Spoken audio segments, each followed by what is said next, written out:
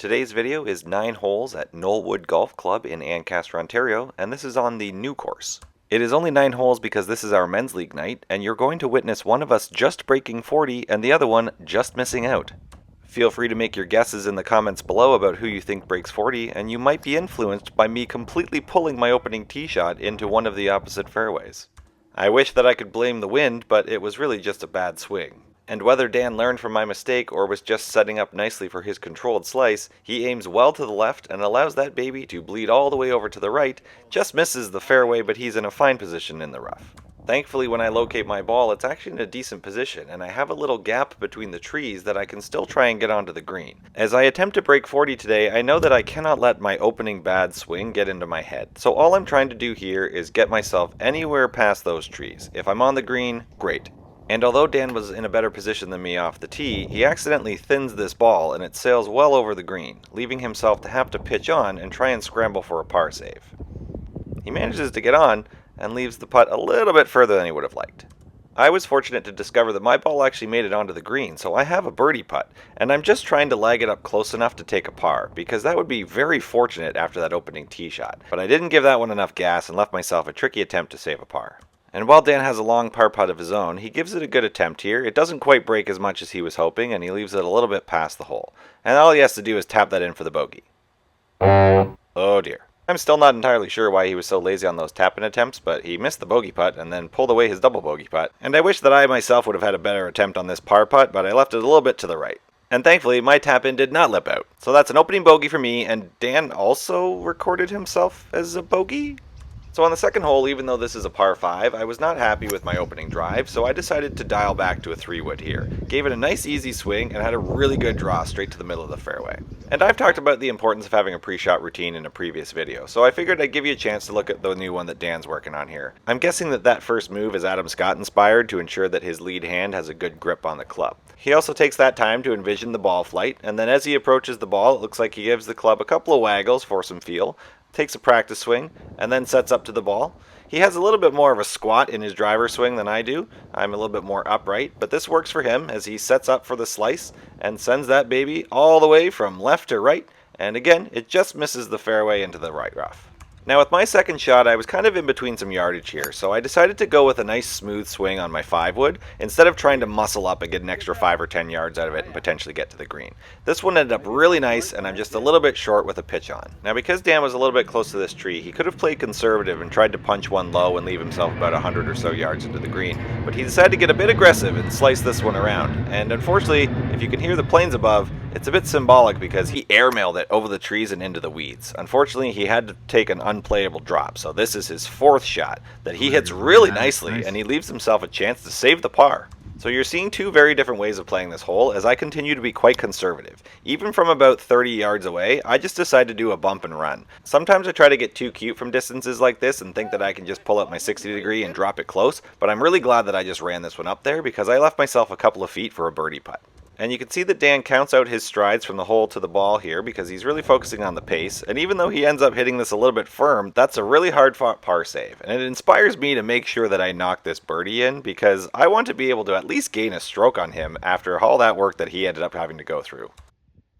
And I do, so I'm really glad that I can shake off that opening bogey by flapping those birdie wings. This third hole is easily one of the hardest on the courses. It's the rare type of hole that a bogey feels like a par and a par feels like a birdie. So I'm not trying to get very aggressive here at all. I had a pretty decent swing with my 5-wood last hole, so I figured I would just use that off the tee here, and I'm just trying to hit a little bit of a fade. It's a really tight gap through there, so I'm just trying to find anywhere into the fairway, and I absolutely top this thing. But thankfully, by setting up with a pretty conservative line here, this is what we can call a good miss. But this hole also plays extremely hard for Dan, and mostly because of this opening tee shot. He does not have a draw in his game very often, so he has to take this really aggressive line at the trees, and somehow, he made it through the hole. Yeah! Part of what makes this hole so hard is that there's a very narrow pathway into the green, and I am about 185 yards out. Normally that would be a 6-iron for me, but I play conservative by using my 7 because I'd rather be a little bit short than potentially spray it into the woods. You can hear how that goes. Oh yeah, get up there. So it rolled on. And then I state the absolute obvious. I want all my iron shots to feel like that one. And you can see that after Dan's magic trick getting through those trees, he ends up dead center fairway. He tries to put a good swing on this, but ends up pulling it a little bit to the left. Thankfully, there's a bit of a fade onto it, and it gets pretty close to the green, but it does miss just left of it. That leaves him with a pretty good opportunity to chip it close and save a par, and these are the kinds of things that you really need to do if you're going to try and break 40 through 9 holes. And he ends up pretty close with just a couple feet away to save his par. My long birdie putt ends up being a little bit right of the hole, but I am completely happy with that. Like I said, this is a hole where a par feels like a birdie. That leaves Dan with a couple feet here to save his par, and he just misses the edge. So close. But at least this time his bogey tap in does find the bottom of the cup.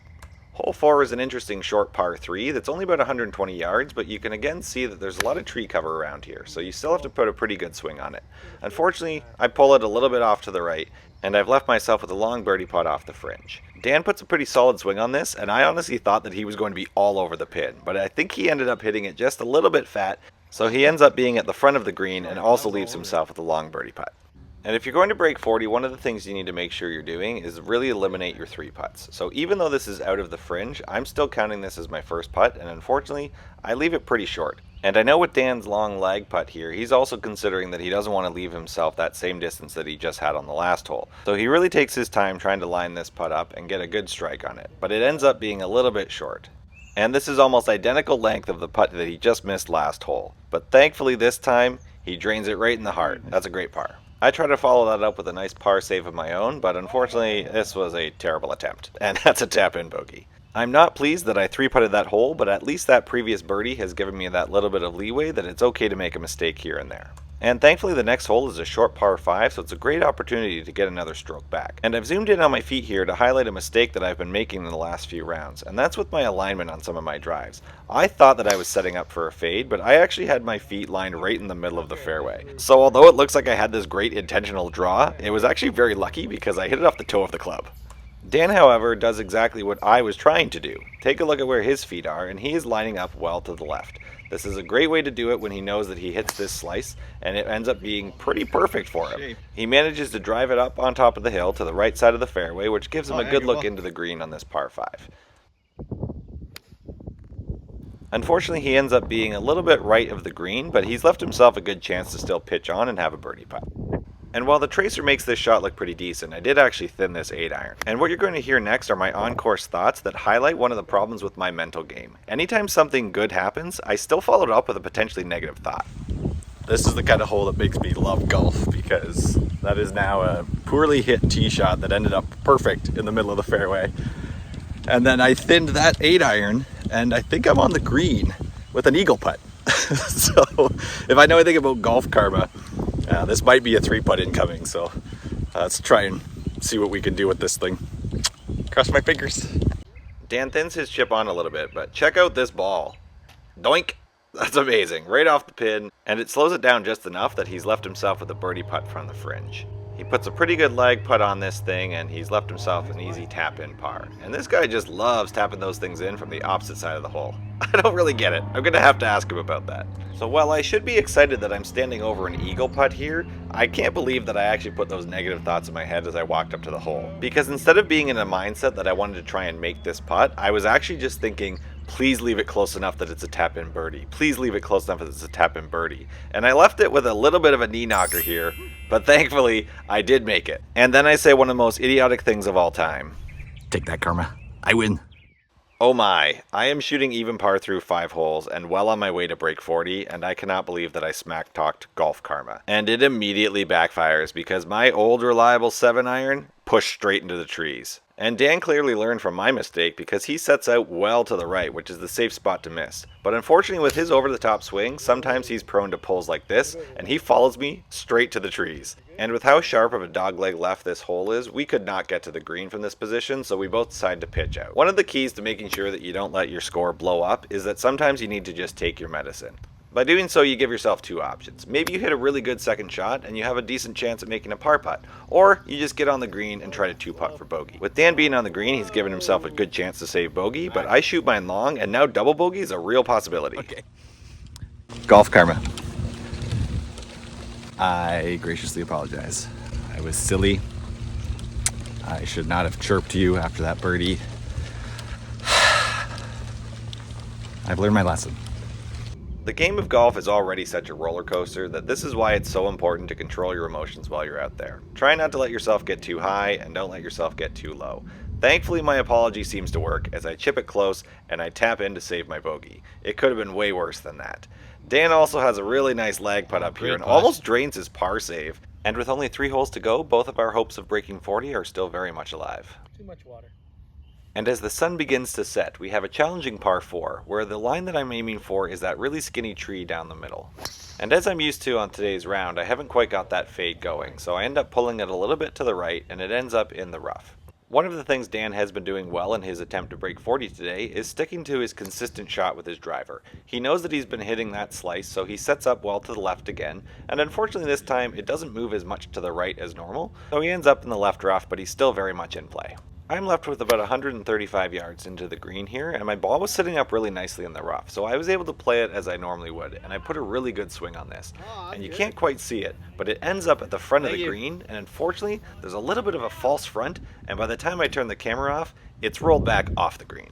Dan has a really nice shot as well out of the rough, and his ball does end up getting far enough that he is on the left side of the green, so he's got himself a birdie putt. Because of how close this pin was to the front of the green, I decided to chip on with my 60 degree to give a little bit more spin, and it worked out so well that I was close enough I didn't even need to go grab my putter. Dan has a pretty big swing on this birdie putt, and he has a nice read on it, but because it's downhill, I think he was a little bit intimidated about that ball rolling too far past the hole, so his par putt is a little bit intimidating and it just finds the edge of that cup. We're very happy with both those pars. So at this point, because I've been playing a very conservative round, I know that I can just go bogey on these final 2 holes and I can still just break 40. I'm trying to do a nice easy driver swing on this par 4 dogleg left, but unfortunately it again does not fade and that one goes right into the trees. I'm in trouble. In order for Dan to break 40, he needs to par these last 2 holes, and he sets up himself really well here with a nice 5-wood right in the middle of the fairway. And as I disappear into the woods here, I was very lucky that my ball was in a spot that I actually had a little bit of a hole to try and punch this through. So my goal is to try and get it into the fairway, and then get onto the green and try and save my bogey. Unfortunately, when I come out, it's a little bit cleaner than I thought it would be, and it rolls through the fairway and just into the front rough. If you are a fan of sunsets, this is a really nice view as Dan has his approach into the green, but unfortunately, nobody's a fan of thinning shots, and that's exactly what Dan ends up doing, and this ball sails right into the weeds. My ball ended up being a little bit awkwardly down in this rough, so I was having a hard time figuring out how much power to put on this thing, and I end up being a little bit shorter onto the green than I would have liked, but I still have a chance to 2-putt for my bogey. Dan unfortunately had to take a drop, so he's playing his 4th shot here, and as he pitches it on, it awkwardly comes off of the back of that green and kicks away from the hole, so he has a long putt to try and save his bogey. As I make my par putt, the camera angle is a little bit deceiving here because it looks like I'm really close to the hole and it's just basically a tap in, but I'm actually a couple of feet away and it's going to be a bit of a tester for me. Dan steps up to his putt and he just misses it, so unfortunately that's a double bogey for him. And from this angle you can see just how far away I was. And this is a big putt because if I make it, I can still bogey the last hole and break 40. But if I miss it, like I did, now I force myself to have to par the final hole in order to break 40. Unfortunately for Dan, the only way he'll break 40 is if he gets a hole in one, but if he gets a birdie, then he can at least get 40. This hole is playing at about 140 yards tonight, so I decide that instead of using my pitching wedge, I'm going to club up to my 9 and have a nice easier swing. I'm trying to get anywhere on the green so that I can 2-putt and try and save my par. And I'm on the green, I've got a chance. And you can see that the pin is on the right side of the green, and Dan sets up right at it, but unfortunately he has a little bit of a pull on this shot, and I did a really bad job on the tracer here because he's actually in the middle of the green, not in the rough. But with this beautiful sunset, why don't I just shut up and you can just watch the final hole play out.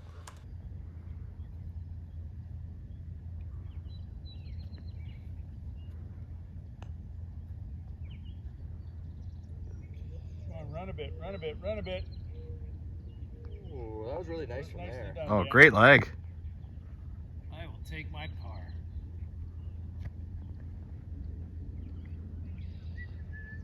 Nice to go in.